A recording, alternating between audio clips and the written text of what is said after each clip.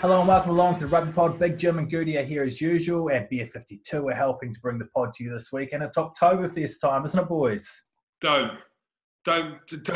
These special occasions that are being marked that we can't be at, but we can. You can bring it home. It's coming home. Beer 52 is coming home. So, yeah, we can't be there, but they can be here, if that makes sense. Oh, we can pretend to be German and Das ist gut, ja, and just have the Das ist Oktoberfesten at our Hausens. You know, I can speak German. We've done it loads of times. Tell me now. Das ist die Kochtaschenschlagen, die ein Poppy Schlavi. It's I've mentioned it before. It's the man has dog biscuits in his pocket or something. And Guten Morgen, die Scheiße, die Geise, the China, which means shit China, something like that. But anyway, said it before, say it again. Multilingual. You're welcome. Your Beer 52 are helping you celebrate the famous beer festival from the comfort of your own home, like Jim said. And they've got an offer for all Rugby Pod listeners. They're bringing you beers sourced and curated from the best breweries on the planet. And they're giving you a free case of 8 German craft beers. Whoa, that is good! It certainly is. All you need to do is go to beer52.com/rugby and cover the postage. The word is beer, followed by the number 52.com. And don't worry if you change your mind, because you can pause or cancel your account at any time. So just head to beer52.com/rugby to get your first case of 8 German beers for free. That's beer52.com/rugby. And by doing so, you'll be supporting the pod as well. Das ist so gut, ja. Das ist so gut, ja. 1, 2, 3, which is 1, 2, 3. Get it? Free. Yes, free. Nice. Dry. Very good, Jim. You're in a good mood. Have you had a good week? Hell of a week. I have, actually. Mate, I have. Had a bad Saturday. I mentioned it to Goody. I may as well share it with the millions, as a lot of the people out there have got kids. And we worry about our kids' well-being. Physically, mentally, whatever. Anyway, I don't know why I'm getting all deep. I'm not. JJ had an accident. The prodigy had an accident. The favourite. the favourite son. You can't say that. You can't say that, mate. I've got Phoebe and I've got the twins as well. Max and Freya. JJ fell out of a tree. He did. I wasn't there. I didn't witness it. He came home crying. His sister's basically carrying him.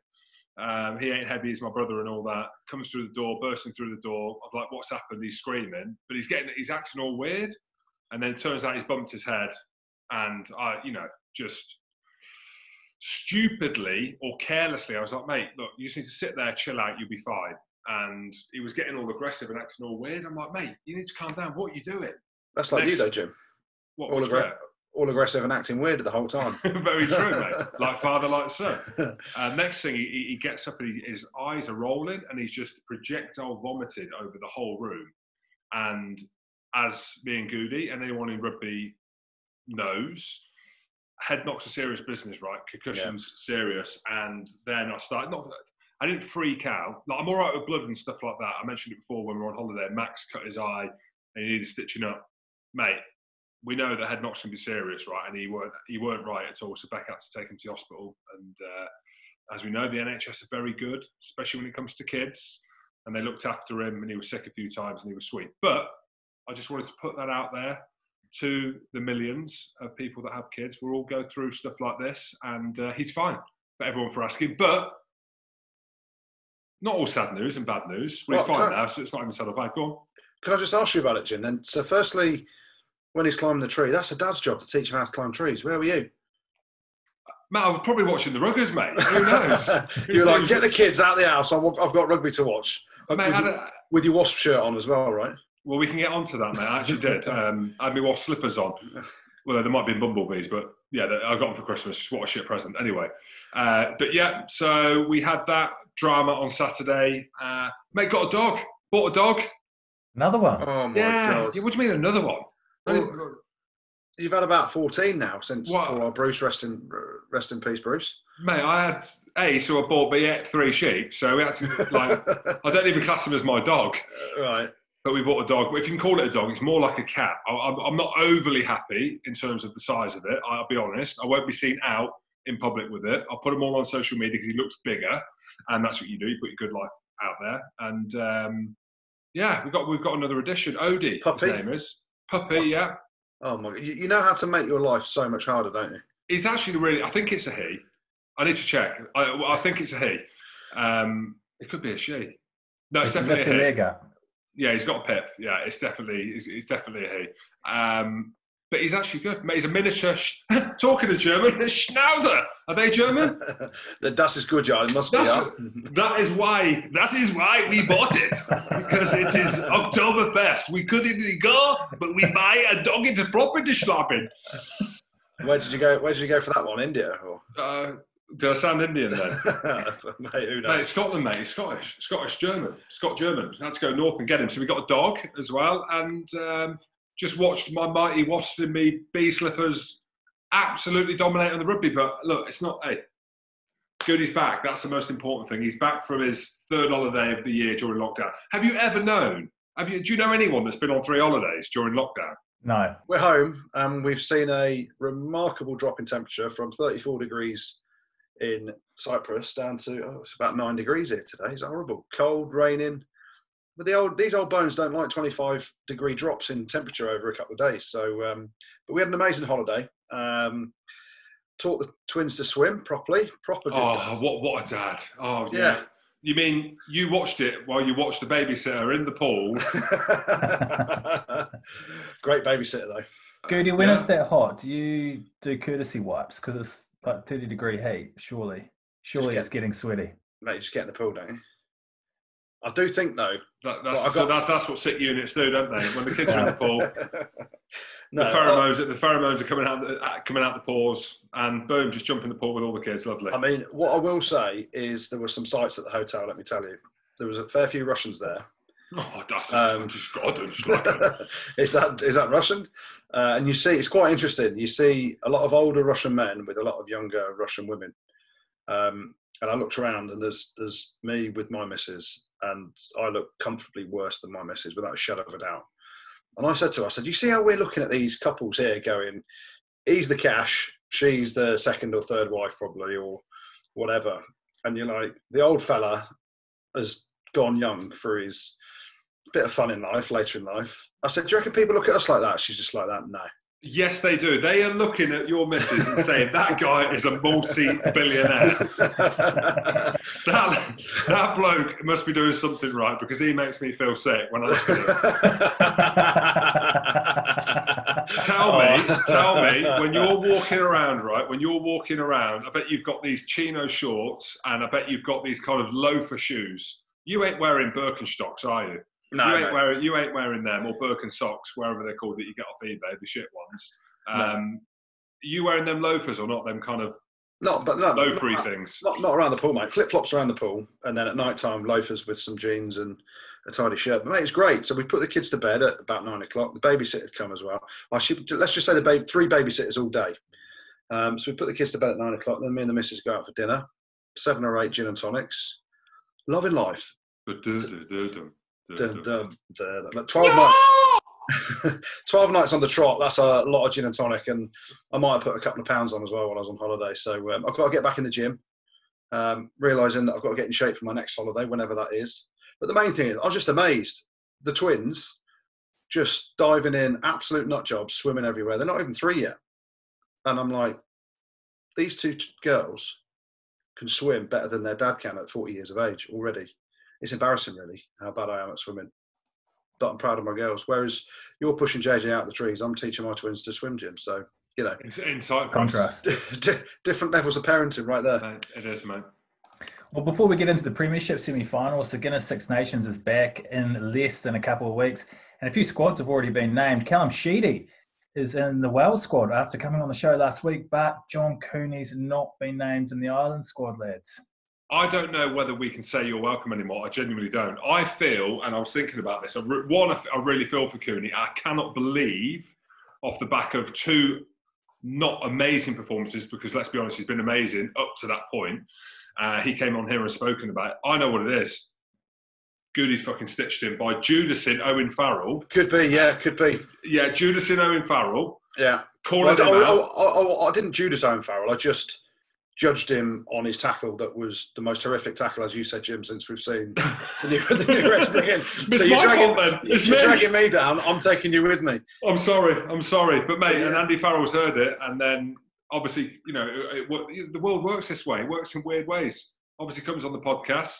We're talking about him being the Lions captain, and now look, he's not in the Ireland squad. No, he is. Yeah, I mean, it's tough on him. But the good thing is, there's so many games. There's a lot of time to bounce back. He scores at the weekend, doesn't he? And he's a quality player. You feel for him. It's a tough time, but if you read his tweet, it was quite apt, wasn't it? He goes through some unbelievable highs and unbelievable lows. But what you love doing, it can bring out all sorts of emotions. So I'm sure that John Cooney will be back in the Ireland squad before long, and we'll be back on that Lions bandwagon, won't we, Jim?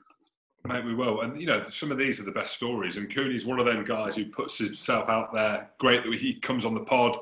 He speaks about the mental health aspect of life, but also being a professional athlete.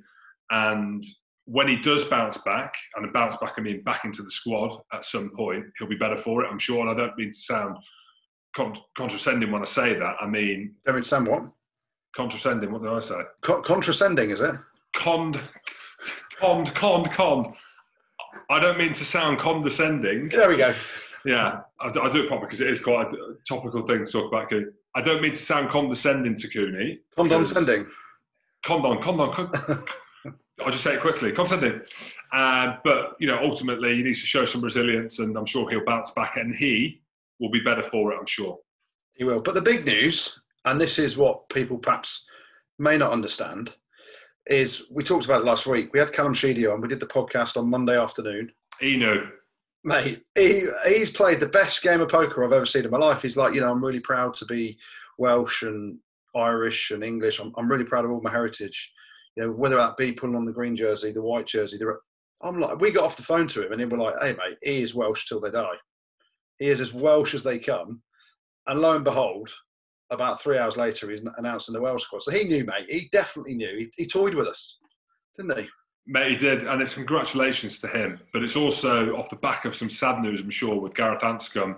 He's having surgery again on his knee. Fuck, I feel for him. Unbelievable, that is, isn't it? Yeah, mate. That's right. You think back how long ago, like we've been through so much, haven't we, over in 2020. But you think back to August 2019, England against Wales at Twickenham. It was about 45 degrees heat, pre-World Cup warm-up game.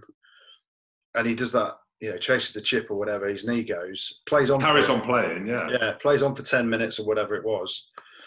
And then you're out. It's going to be 2 years, isn't it? Poor thing. That's brutal. Really feel for him. Yeah. But you see the pictures, he's training hard in the gym and you just fingers and toes crossed for a quick recovery for him, really. What else did you guys make of the Welsh squad in particular? Well, who cares about the Welsh and Irish squad? Because breaking news, the magician is back. Finn's back. Finn is back. Finn is back in the Scotland squad. It's been announced. He's in. Give him. Actually, Hoggy's going to be skipper. Give him the VC armband. Give him Jim's vice captain armband. I don't think he's got the credentials yet to be vice captain. That is classed as the glue. I can't see it, but he's back, got the car though. He's got the Lambo, so just give him the keys. Yeah, Jim, what do you think it's going to be like for him going back into the squad after everything that's happened? Boys love him, mate. Boys love Finn. He's got a great relationship with the lads. I know there were some heated discussions from what you've heard around him and Hoggy, because Hoggy was captain, Finn came into the squad and there were some issues. And I think Hoggy found that probably, I'm speaking for Hoggy, he can maybe talk to us soon when we win the Grand Slam. What, you English here now, Jim? In 5 years, in 6 years. Anyway, Hoggy can come on at some point and tell us about what happened for sure. But I know that Hoggy probably found it tough having to deal with Finn, who's a good mate of his. But look, ultimately, you do your talking on the pitch, right? And Finn has got this thing around him, around being a maverick. I mean, I would imagine people calling you a maverick. It's fucking cool as shit. I was just called shit. Do you know what I mean? I was just shit. But to be called a maverick, that is cool as shit. And he lets his rugby do the talking. Now, we've spoken about it before. He comes across as someone who doesn't really care, just a little bit kind of whatever.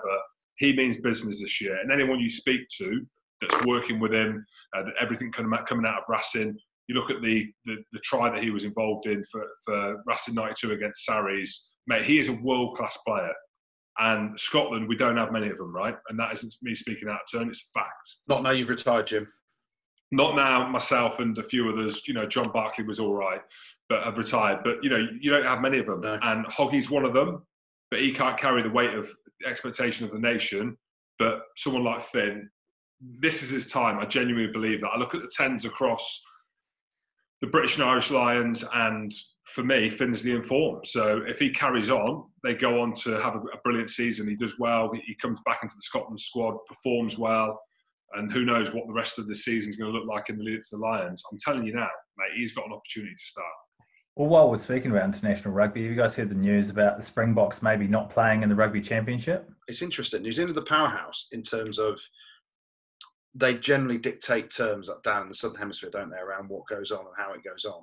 But actually, the biggest kind of TV revenue and viewership comes from South Africa. So, mate, I don't know. It'd be weird if South Africa aren't in the Rugby Championship. There's obviously all the chat around Super Rugby disbanding and whatever, and does it go hand in hand? But it'd be a massive shame. And actually, would it be to the detriment of the competition? I think it would, yeah.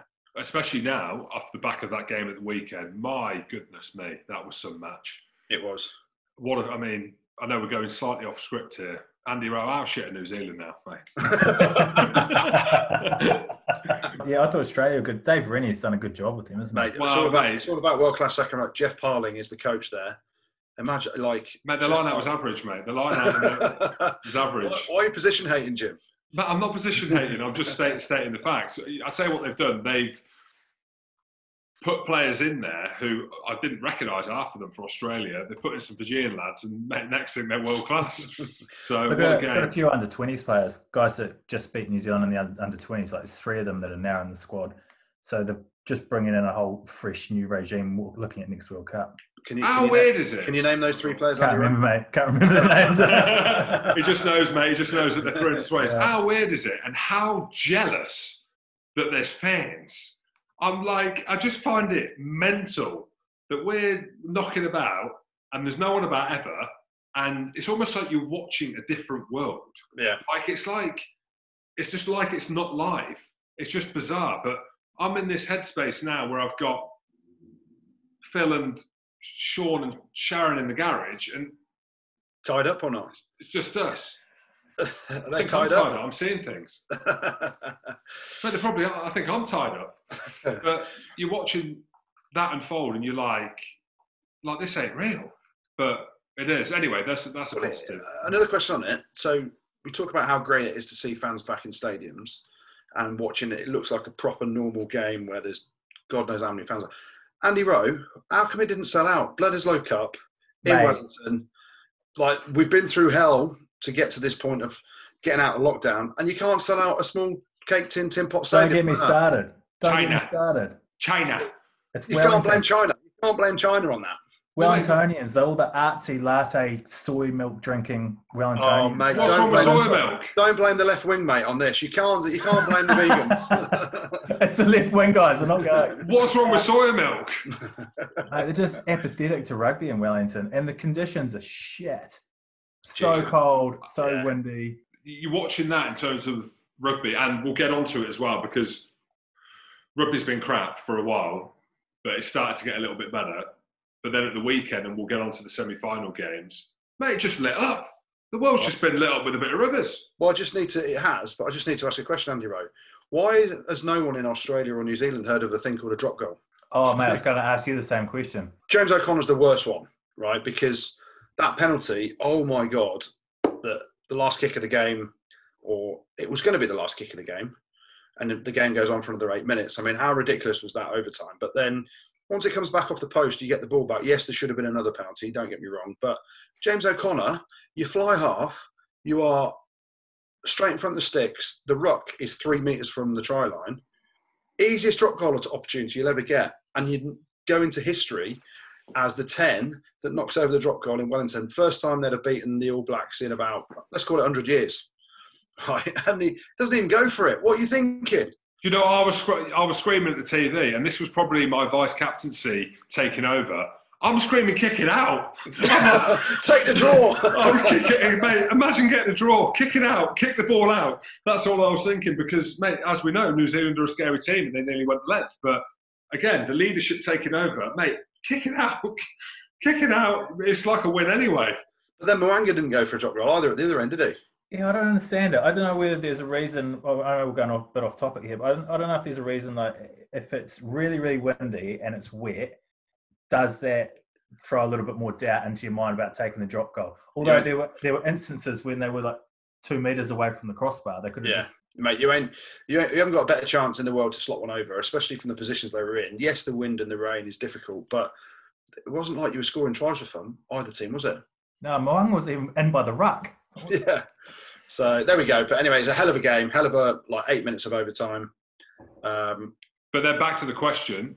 That's how bad will it be if South Africa aren't in amongst them as world champions? Because let's not forget the world champions with the Lions tour coming up. So again, they might not play a game, and we said it. I'm sure we said it last week. Yeah, we did. South Africa might not play a game until the Lions test. First test is when is it? July, August? That'll be 2 years. I mean, they played the Greens versus the Golds or whatever it was the other week. It's madness, absolute madness. But the world is a crazy place at the minute, isn't it, Jim? It is. Goody, you want to talk about the Premiership semis, don't you, mate? I mean, I don't know whether I should say this, but I told you so. I mean, I've been saying Wasps top 4 all year. There's a few thank yous that we need to get through. First of all, big thank you to Mike Brown for having his kick charge down a few weeks ago that gave Wasps a bonus point victory down at Harlequins. So you say it's lucky that they've made firstly Wasps made the top 4, is that what you're saying? Mate, Jack Willis charged the kick down. Thank you, Jack Willis. Yeah, I suppose it weren't that lucky. It was Jack Willis, yeah. Yeah. Just be thankful for him. Yeah. But no, in reality, listen, it was an unbelievable performance from Wasps. You get to the top 4, there was the whole drama around who was going to play who because of Sale. Then the Sale game gets cancelled. Bristol finish in 3rd position. So on the Wednesday, you now know that Wasps are playing Bristol. The backstory around Bristol, around what they've done, where they've come from, the players they've got the world's best player now in Semi Randrandra. There's about 5 or 6 ex-Wasps players at Bristol with a point to prove. Nathan Hughes being one. Charles Piatow doesn't have a point to prove, wasn't fit, but played at Wasps. Siali Piatow played at Wasps as well. He'll want to put in a big performance. Piers O'Connor got released by Wasps under Dai Young, been playing really well for Bristol. I've probably missed a couple there as well. But, everyone's talking about Bristol's, weren't they? Jim was on the Bristol's bandwagon, and it's a great club. Let's not beat around the bush. We had Callum Sheedy on last week. They do some amazing things on their social media. And they've got some unbelievable players. But on the day, at home, no fans, you have to build your own emotions. And, it's a massive step for both teams because this Wasps team haven't been in the semi-final for a few years.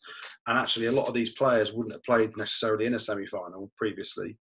And Bristol obviously come up through the ranks and they've got some star quality, but there's a lot of kids that have come through the pathway of promotion there, and Pat Lamb's doing some amazing things. But you look at the emotion on the day, and where Wasps won the game, I haven't seen us defend with that intensity against an attacking threat like Bristol, who, you got Randrandra, where was he? He made a break, yeah, but boys were like hoeing into him. The defence, the ability to get off the line, it was another level that I've not seen out of Wasps for ages. And then when you dominate the breakdown as well, and then rip teams to pieces in attack, as we know Wasps can, in unstructured play, it was an unbelievable performance. And credit to Bristol because they've had an amazing year, and I hope they go on this week and beat Toulon and win the Challenge Cup. But that was all about Wasps' performance, and how good was it? Jimmy Gopperth, about 49 years of age, still absolutely smashing the Premiership. Boys were clinical. Some people are going to question the refereeing. Matt Carley letting Dan Robson's try go, but Nathan Hughes tapped and went from in front of the mark in the first half, which led to a try. So things evened itself out, and Jack Willis, British Lions captain, end of. Do I need to give an apology or not? Or do I just go with the flow? I think you can say whatever you want, Jim. Just be yourself, because you've bagged Wasps all year, haven't you? You'd be like, mate, they've got no money, they're going under, they're not very good, they're never going to make the top. We're in the final, Jim. I'm sorry. I've said it. I'm sorry. You've taken for a couple of years, really, haven't you? Hey, I genuinely flabbergasted, or whatever they say, flabbergasted by what I saw at the weekend, because it weren't even close. They absolutely demolished Bristol's. Like it weren't even close. I couldn't believe how good they were, and it's clearly a confidence thing, but whatever the coaches have done to get the best out of some of the players. Kieran Brooks, I ain't ever seen him play like that. Wow. I ain't never seen him play like that. What a hit as well. Mate, I know it was on a winger, but you've got to put yourself in that position and you've got to want it, right? And he's absolutely blitzed Piers O'Connor. Like, he's blitzed him. And then Will Rowlands, who I think is a very good player anyway, I've always rated him. He's massive. Launchbury and, Fekatoa, Jimmy Gopperth, mate, Dan Robson, let's just name them all. But we're talking some, it was just, I was lost for words. I was watching it. I never saw it coming because I think Bristol's, they've been brilliant. And some of the players that they've got, some of the performances and the highlight reels from, the back end of this season, fully deserved. And then you throw into the mix, you mentioned it, the defence is what I thought was the difference and the physicality around that. And we'll chat to Lee Blackett about Jack Willis and everything around this guy. And I had him on the podcast. One thing I want from him, right? I want him to be more ruthless in how he speaks in the interview. Don't be humble, mate. Say it. Mate, just say it. Mate, I am sick. I am unbelievable. Do you know what I mean? Just go down that route and just say it. Say how it is. You can't keep pulling. Mate, you can't pull the humility card when you're playing like he is at the minute. You can't. Mate, he's just ridiculous, isn't he? And I think you look at the balance of the two back rows. You've got Thomas Young next to him, who's a very similar player, turnover king as well. And I saw someone tweet at the weekend and said, Thomas Young, I think it was Haskell of all people, tweeted and said Thomas Young is a starting 7 in most Test teams. Yeah. Mate, he's right, and we've said that before. We've all Thomas Young was the one for me where we've said I don't see how he's not.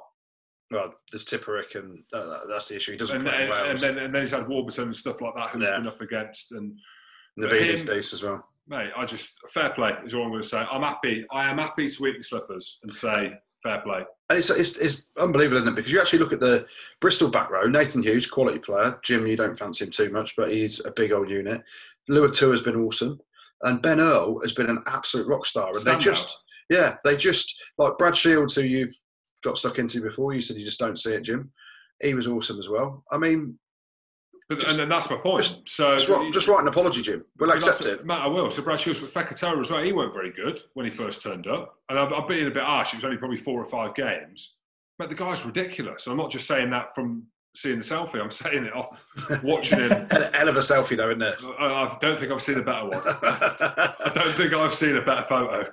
I was a bit nervous, though. When he went, obviously scored the try, you could see his groin wasn't quite right. And I'm like, geez, if he goes off and Randrandra starts getting the ball, because you could see Fekatoa was going to shut the life out of Randrandra, because when he goes to bang someone, even with his selfie barred up, he goes to bang someone, right? And then he goes off injured, and then I see Michael Le Bourgeois come on with that. Oh my lid on Michael Le Bourgeois. But that's criminal. I'll be honest, mate. He needs to be locked up for that. In Coventry, not in Coventry, mate. He needs to do a lot worse than that in Coventry. It looks like a 1970s porn star, to be fair. Maybe that's what foxed the Bears. Do you get it? Foxing the Bears. No, you don't get it. Okay, no, I don't get that. Oh yeah, bareback. Yeah, I get it. Well, Goody's had his say, but we can have a word now with the man who's turned things around at Wasps in the second half of this season and led them to the Premiership final. Lee Blackett joins us. How are you, mate? Yeah, all good. No, it's obviously a lot better after the weekend. Just I know a few boys are frustrated because if you get to a Premiership final, you get 2.5 weeks off. If you don't, you got 3 weeks off. So boys, holidays half a week shorter. But it's been a great few weeks, and hopefully we can enjoy these last couple. Yeah, it's been unbelievable, and watching us go so well in the last few weeks has been great. It's been great, mate. I had you at the beginning of the season, mate. I had you down as potential champions. Let's be honest. I've never heard so much bollocks in all my life. No, I should apologise, and that kind of brings me on to this because I'm quite happy to eat humble pie, and it's amazing that Wasps are doing really well from Coventry originally. The fact that it's really important for the city to be able to have something to hang their hat on.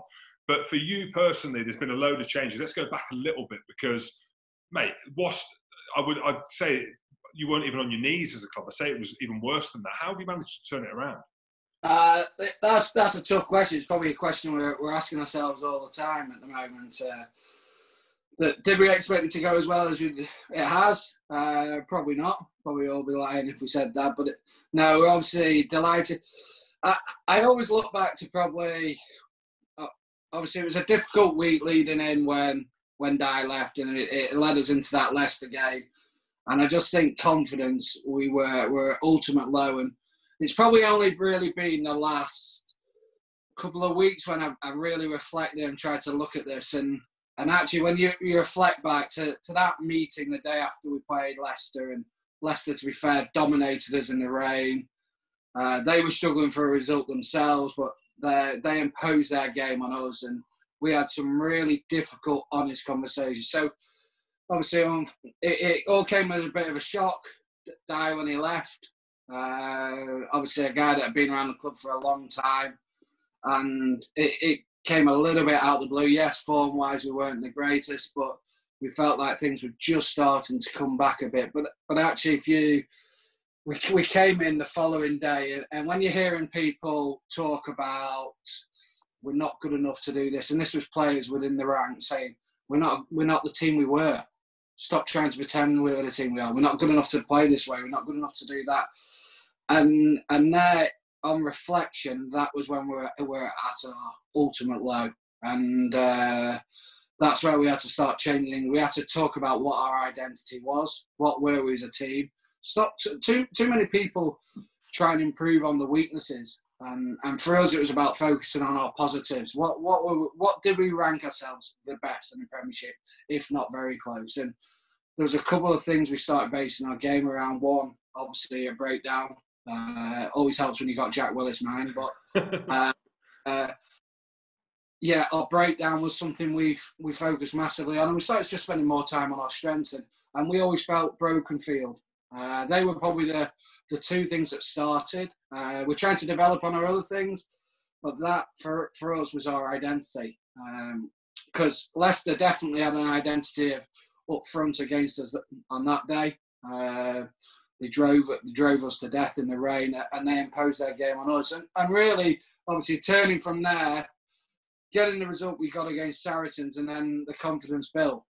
Mate, don't mention the Saracens game. Jim was obviously at the Rico Arena for that one and was absolutely devastated.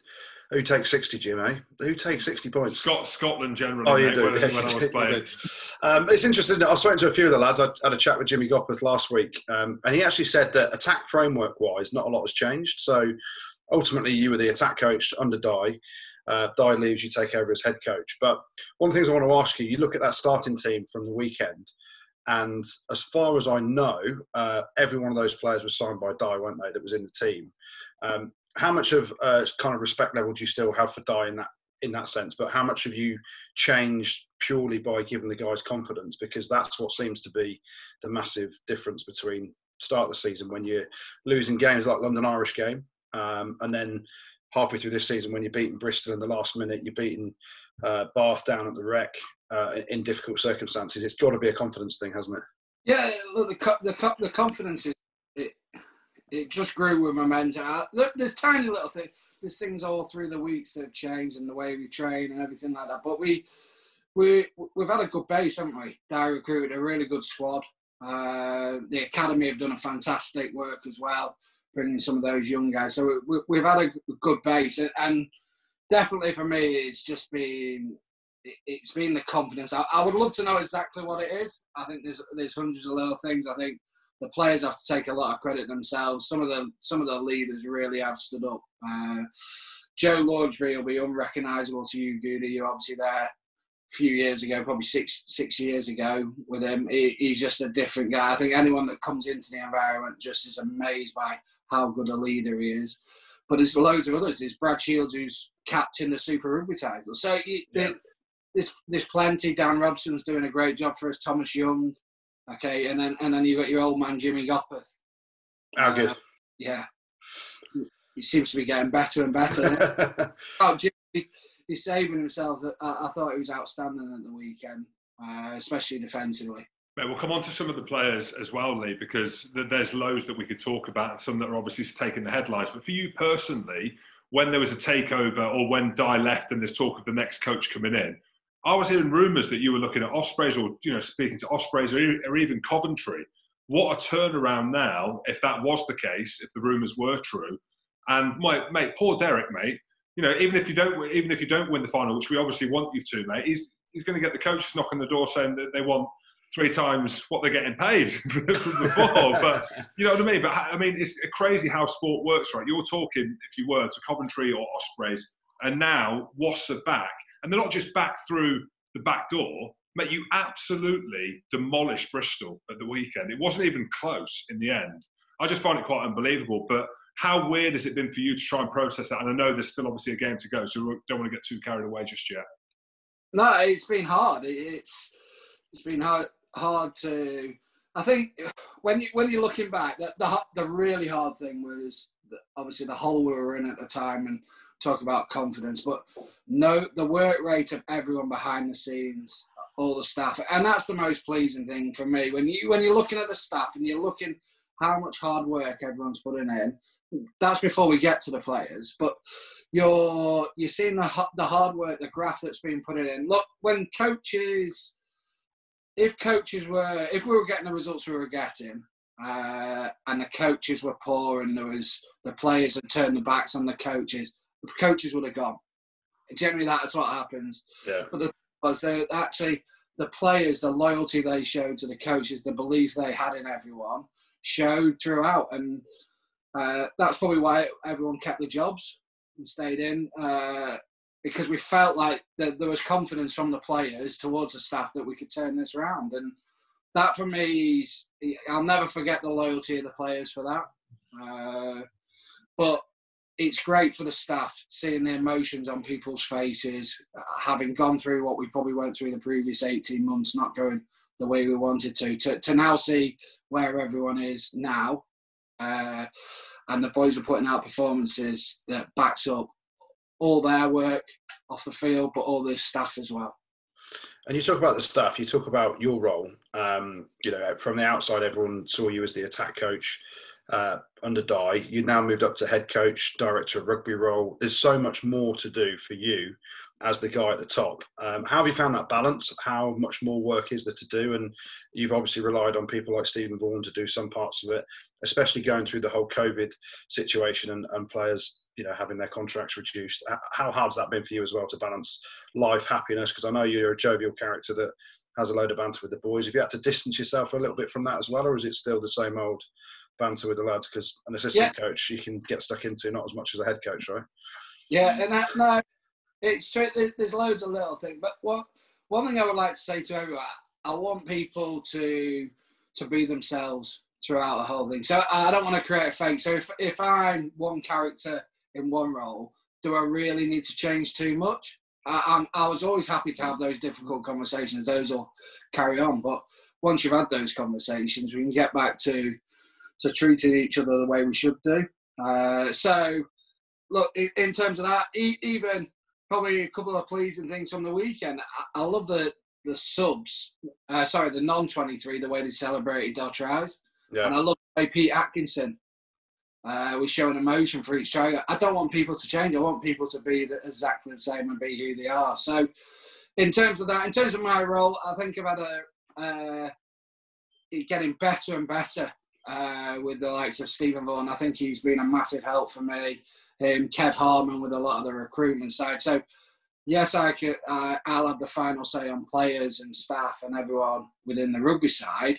But they deal with all the agents and you can get dragged away because, as you know, Goody, you've had plenty of contract negotiations in your time. You have to speak to agents about 30 times before you get a player across the line, and so. Yeah. That takes a lot of time and effort, and you're doing that for several people. So it's brilliant to have that so I can concentrate on the rugby side, and we've got a great understanding, I think, and even the likes of Derek exactly the same. So we understand the line and where not to pull me away. It's something we spoke about from the outset, and I've made those mistakes. I know it was in the Championship before for Rotherham, but I've made those mistakes before, and I see how it can drag you away from the rugby side, and that's the most important part. You were chatting about Jimmy Gopperth and how well he has done since he's come back off injury, for me, he's one of the best players, the Premiership, that we've ever had. You know, Malachi Fekito is another one who you've just got the absolute best out of. But I want to talk about the man of the moment. Everyone's talking about Jack Willis. And it's one of them where you can jump on the bandwagon, right? You'd be like, yeah, this kid's unbelievable, you know, turnovers after turnover. But, you know, actually watching the game again at the weekend, like, how difficult is it for you as a coach to be able to manage the expectation of such a young player and not hype him up to be as unbelievable as he looks on the pitch? I suppose there's the first question. But also, I mean, is he as good as we're all thinking? Because you're trying to look for things, you'd be like, nah, there must be something. I don't think I've seen a better performance from a back row player in a long time than what I saw at the weekend. And he does it week in, week out. It is. He's sometimes as a coach, you like to pat yourself on the back and say, "Oh, look, we're well coached." And then you got someone like Jack Willis, who's he's like playing a computer game with a cheat mode. He has been fantastic. But one thing I can speak freely about Jack because his feet are firmly on the ground. He's a grounded lad. He's very humble in terms of what he brings, and he works extremely hard. And his desire to not only, he's washed through and through, his desire to keep improving and get on the international stage. I think that's obviously something behind the scenes, massive focus for him. And hopefully that comes sooner rather than later. I can't see how it can't. But look, the best thing about him is his desire to get better, and he will get better. If you look a few years ago, he was really good at Jacqueline. His brother probably potentially a better carrier than him, his younger brother. But he's worked so hard on his carry stuff. But there is definitely areas of the game. You heard his interview after the game. He wasn't pleased about certain aspects of it. And that's just him trying to be a perfectionist. And honestly, he will get better. He's nowhere near the finished article for himself. And you mentioned there he's washed through and through. He's come through the academy. You mentioned his brother as well. That's something that's definitely come back into the picture and be really prominent at Wasps, because in my time at the club, the academy wasn't that great. But you've invested time and people and money, and Kevin Harmon's running it now. You've got players like Alfie Barbary coming through. He's about 14 years of age, but he's got the strength of a 45-year-old, fully grown Georgian man. How excited are you about him as well in the back row? Yeah, look, he's one of many. He keeps trying to tell me he's a centre. I keep trying to remind him he's a hooker. But, no, it's a difficult one, isn't it, for Alfie? He's been told he's a British and Irish Lion since the age he was 8. Everyone's telling him how good he is. He's come in. He obviously had an injury last year. Obviously, 2 really bad hamstring injuries that left him out for, I say last season, it's still this season actually, but it was 12 months ago. And he's fought his way back, and he's working hard now behind the scenes. And there's loads of his game that he can work on, but you just see the raw potential in him. How many other people have the first Premiership start and score a hat-trick? It's probably difficult to gauge now because there are no fans in the stadium, but me and Goody are from Coventry, and I was a ball boy at Coventry Rugby Club, right? So when Cov were a really good team, the football team, we watched the demise of them. Again, we were living in Coventry when they were in the Premiership, right? So as a city, Coventry has been going downhill. I'm speaking completely frankly, but rugby has always been a thing, right? So some amazing rugby players, and I don't point at myself when I say that, you know, there's some big names that have come out of Coventry. How important is it that Coventry have a team like yourself performing? Because I know there's a lot of work that goes in behind the scenes to engage the local community, the way that you go about bringing fans into the Rico arena. But how important do you feel that as a club that it is to have a team that's playing so well? Yeah, and that's probably the biggest shame in all this. You come into the Rico for a semi-final last week, you know how big it is, and absolutely gutted not to have 33,000 in there. You'd be sold out, and that feeling, and you feel for Derek in all this as well. The amount of money he's investing, and you can see these big games coming up and how much that would have helped everything. But for us, we feel it. We do feel the support. That's probably the beauty with social media. It's great when you're going well, by the way. It wasn't that. But no, we feel we it's not just obviously doing it for ourselves. Our supporters are really important to us. And obviously we're disappointed in a couple of weeks' time that no supporters will be at Twickenham, but hopefully we can put them in get a result for them. And you mentioned Derek then. How important has he been to you, the support that he's given you, but also in this really tough time? We all know the finances of rugby pre-COVID were pretty stark. Now we're in this battle against COVID, no fans in the stadiums. We've seen Exeter say they're losing £1 million a month. There's a lot of pressure on Derek to keep putting money in, let's be frank about it. How grateful are you to have him as an owner, and how much does he kind of bug you every week about the rugby side? I've been on to Derek about bugging me more, just because his passion for the game is infectious. Yeah. So he spent a long time not coming down to the club as much. He's spending more time at the stadium rather than training ground, and he's been down a lot more at the training ground recently. And his passion and desire for the club is so infectious, and the boys crave it. I speak to a lot of the leader, like Joe Launchby speaks to me regularly about him, loves him being down there. You see him sitting for lunch, having lunch with the players, and that's the type of club we want to create. We want to create this family club as well. We know what we are. We know we're a business in the end, but for us, it's about our family, and having Derek on board is massive. And his backing for me personally, I'll never forget it in terms of giving me the opportunity, because he's the one who makes, obviously Steve makes a lot of decisions day to day, but he has to run these through Derek. So look, I'll be forever grateful. But the biggest thing for me about Derek is his passion for Wasps to succeed.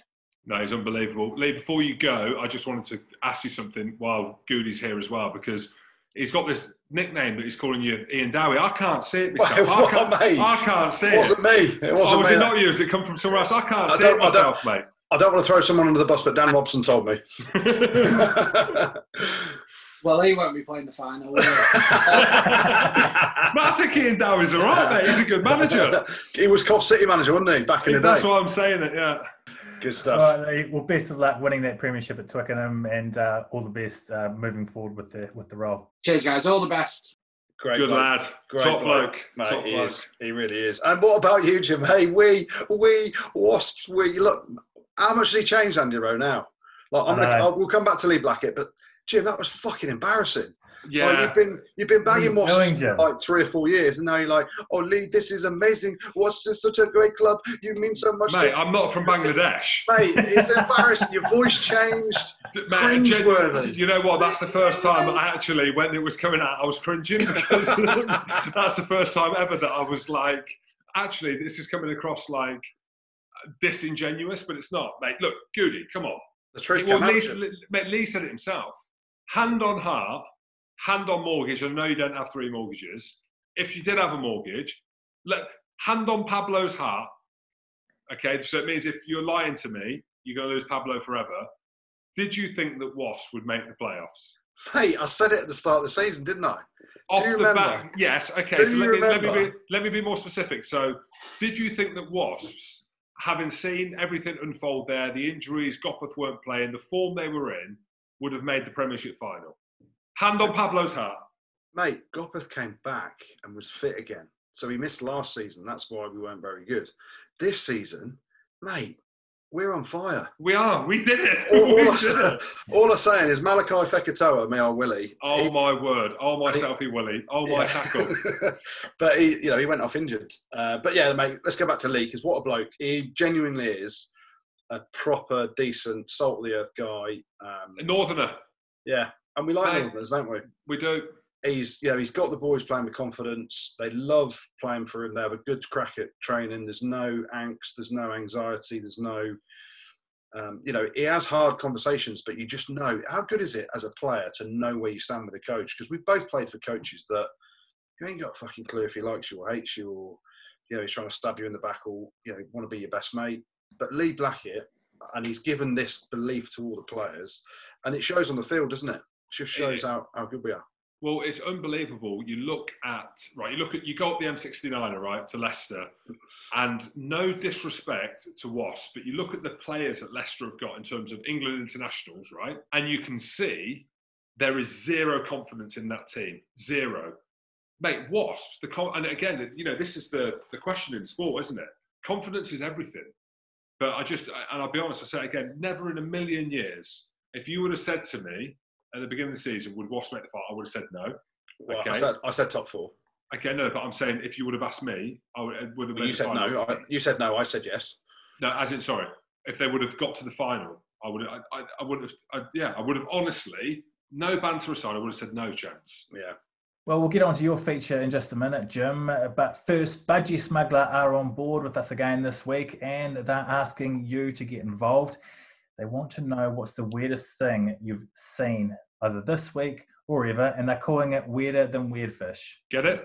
Yeah. I get it. Yeah, do you get it? All you got to do is tweet us or send us the weirdest thing you've seen or heard this week, whether it's on social media, in the news, or from your local club, and tag us and Budgie Smuggler. So that's at Budgie Smuggler. And you could be in with the chance of winning a pair of Budgie Smugglers. Speaking of which, Budgie Smuggler have got some winter kit out as well. And you've been wearing it, haven't you, Jim? Yes, it's the Willy Warmer. No, it's not. It is the Woolly Warmer. Oh, it's the jumper. And I've not got it on today. It needed a wash, but my goodness me. I mean, it's savage. It's sick. Even, my mum said, "What's that hoodie, Jimmy?" I said, "It's Budgie Smuggler hoodie. Merry Christmas to you, Mum." That's what you'll be getting.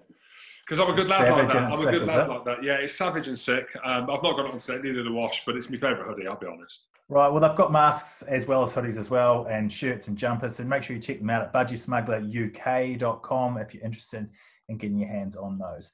Right, well, Carol's away filming again this week, but she sent you another riddle, Jim. So have you been revising like you said you might?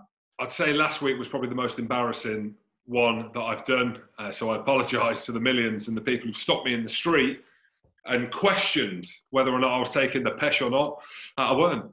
So hopefully... As in 0 times 1 is 1, yeah?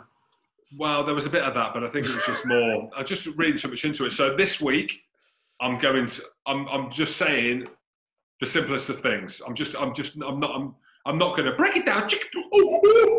I'm not going to go too far into it. I'm just going to say what I see. Right, we'll do your intro then, mate. Let's get into it. All right, then. So this segment, for the millions of people that don't know, but you all know, okay, it's called Jim Will Solve It. It's a riddle. It's not just any riddle. It's my riddle. Riddle me this, lads. Riddle me that, Carol, wherever you are. Jim will solve it. I promise you I'll do it this week. I promise. Go back. All right, here we go. If 11 plus 2 equals 1, what does 9 plus 5 equal? Right, I'm going to have to write this shit down. If 11 plus 2 equals 1, what does 9 plus 5 equal? I like this one. Right. If 11 plus 2 equals 1, how does that work? 11 plus 2, so 13 equals 1. What does 9 plus 5 equal? Yeah, got it. Got it. Well, 9 plus 5 is 14. 11 plus 2 is 13. So if 11 plus 2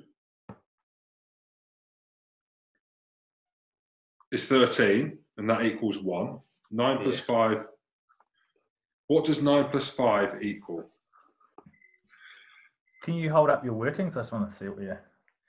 Well, what do you mean? Well, all I've wrote was that 11 plus 2 equals 13. I bet you've drawn a Willie. I bet you've drawn a Willie as well, haven't you? How did you know?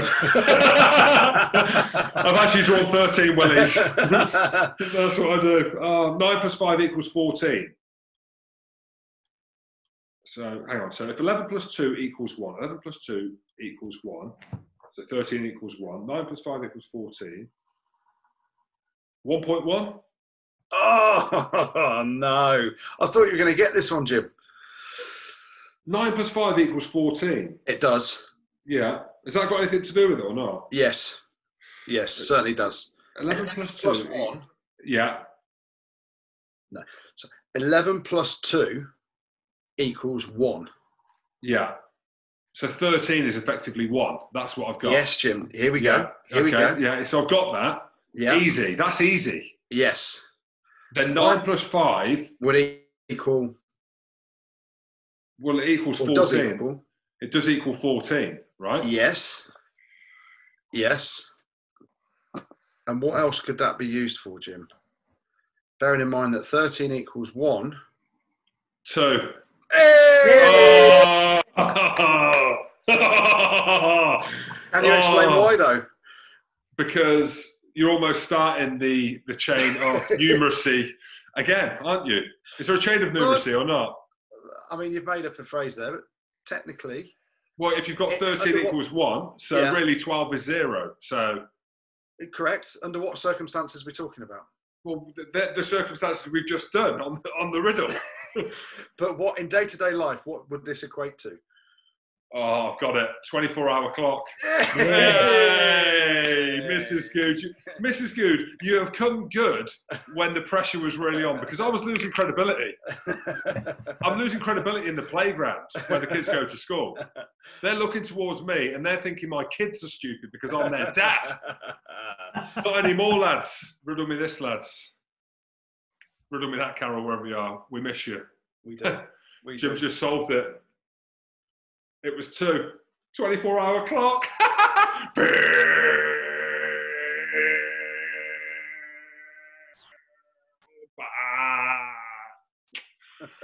Well, should we talk about the other semi-final a little bit more, Exeter v Bath?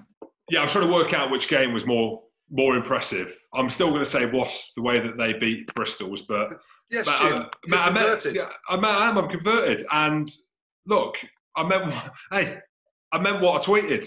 Extra and playable. I don't even know. I wouldn't even know when you're coaching it, right? So if you think, right, you're Bath, you've got a really physical pack.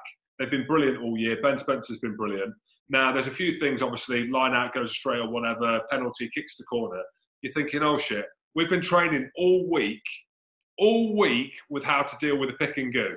We know if we give a scrum penalty away, we know if we give a scrum free kick away, Luke Karansicki is going to tap and go, and they're going to be so close to the line within an inch of their life, right? And then you're thinking, we need to defend. So there's going to be a point where we need to defend. All week, you defend it. The pick and go.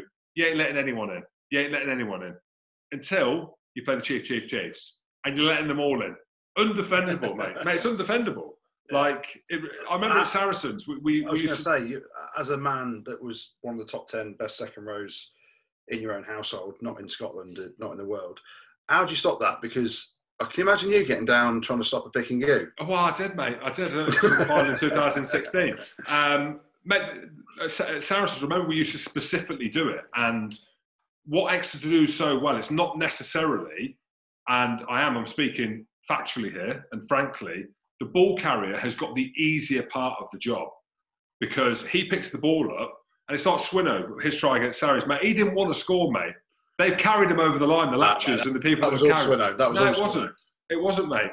But what Exeter do so well is the carrier stays on his feet, then the defender tries and blitzes them whatever way they can. But it's because the guys that are latching onto him effectively, you put in three big men, the ball carrier plus 2 latchers, on 2 defenders, for example. And at Saracens, we tried to defend with 3, take out the latches, which you can't do now, before you could target the people that were latching onto the ball carrier. I'm being a bit technical here, but they've got the most difficult job because you're exposed, you ain't got the ball, you don't get any of the glory, but that's what they do so well. Like Exeter, it is unplayable. It's almost undefendable. And it'll be interesting to see how Wasps deal with that, with the back row that they've got. But I think even then, they get 2 metres out. Most teams now, you look at most teams now, if they get a few inches to the line, most of them score now because they've picked up what Exeter do. But it's the way that they get there. That's the thing. That's the thing where I'm just miffed by it, how teams cause themselves to be in that position. Like do you know what I mean? Which comes down to discipline, which comes down to line out not functioning, like whatever. It's them things you need to get right so you don't find yourselves in them positions. But across the board, and Johnny Hill, he shouldn't be good in that position, really. Look at you. Why? Because he should have been sent off or not? Well, you could talk about that. I actually don't think he should have. No, I thought it was fine. I say fine. I think it was refereed, and Wayne Barnes, the best referee in the world, as the TMO. And I thought they got it right. You can't send someone off for that when it's not clear cut that it's contact with the head and neck, and you go back to, and it's interesting having an ex-Saracen on here, Jim. Do you see some of the tweets at the weekend from some of the Sarries boys, ex-Sarries boys? I've heard about it, and which I found weird. Yeah, there's a lot of bad blood. I think there's still a lot of bad blood there. So Richard Wigglesworth, friend of yours, friend of mine, friend of everyone's, good lad. The show. Yeah, he's put out there that the ref bottled it, as in giving the red card. So he's basically called Wayne Barnes a bottler. But the big one for me was, I can't remember, someone tweeted something about how good Exeter were, and Leah Williams piped up and called them bottlers. Obviously, because there's the history of the final last year. They reckon Saracens boys are obviously saying that Exeter bottled the final against them because there's a lot of bad blood there, isn't there? And then I wasn't aware of it. I know. Well, I think there is. Obviously now, I was at the Exeter Saracens game for BT Sport back in December when it all kicked off. Remember Harry Williams ran in and got sent off. So there's obviously a bit of bad blood there. And yeah, I mean, the decision around Johnny Hill, I think it's a yellow card, 100%. He doesn't wrap his arm. He's tucked it down. He's made contact, and you could probably see quite a few of those in the game, can't you? When there's a jackler over the ball, you're hitting the back of their upper back, the spine area. It's dangerous, but that's part of rugby. That's why you speak to Jack Willis, he gets over the ball. He knows he's getting pummeled in there. Falatau's over it, and it was bad technique to the way he hit him, but it's never a red card for me. I think the right decision was made, and Stuart Hooper said he thought it was a red card. Would it have changed the game? Potentially, but I still think Exeter would have had too much for him. With that, if he would have got a red card, I wouldn't have been like, that's not a red card. Like, it is one of them things that happens because, and again, this is something that Johnny Hill's added to his game. Physical. And he's gone into the collision because you've got Falatau over the ball, who is a world-class player. You've got to hit him as hard as you possibly can. Yeah. That's rugby, right? Yeah. The Rooks, to clear people out and to clear a Jack Willis out, mate, you have got to be the most physical you've ever been, however that looks. And it's arguably his arm was slightly closed. And this isn't us sticking up for players that we like, because we like Johnny Hill and we like Exeter. Terrible beard, though, right? Awful, absolutely. It might even be the worst. That might even be the worst beard I've ever seen. I don't even know what it is. I mean, not that Amish is bad, but I mean, he might be Amish. He might be. Have you seen Johnny Wilkinson's one that I saw on social media? He stuck that on. He stuck it on. It did look like he's been in some movie set. But yeah, going back to it. But yeah, going back to, the beer's more important than the rugby. I can see why, but yeah, it wasn't even close, was it? And would a red card have changed it? Who knows? He didn't get red cards, so it's pointless talking about it. And I don't think I think there'd be more uproar if a red card was given because it wasn't clear cut that it was on his head or neck.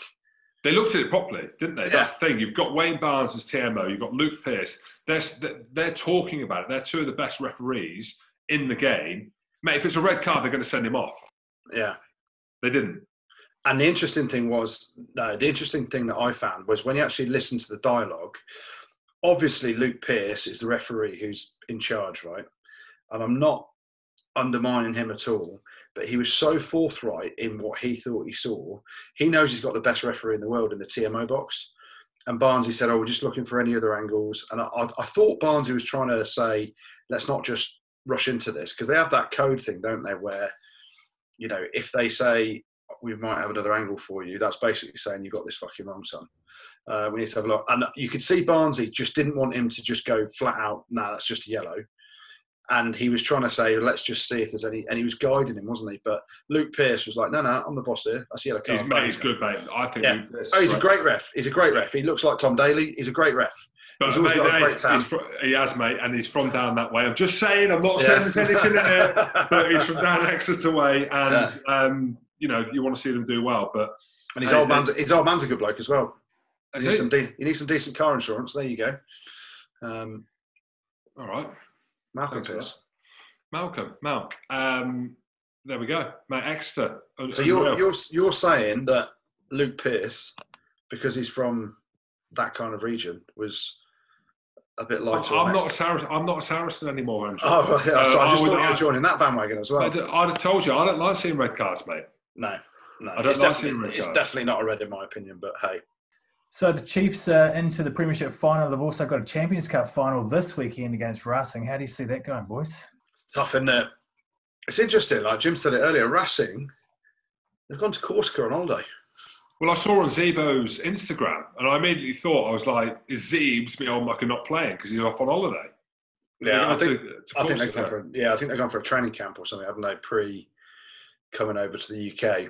I mean, they lost to Toulouse at the weekend. They put a change team out though, so they've rested all their big dogs for the final. What are you thinking, Jim? I can't see past Exeter. I really can't.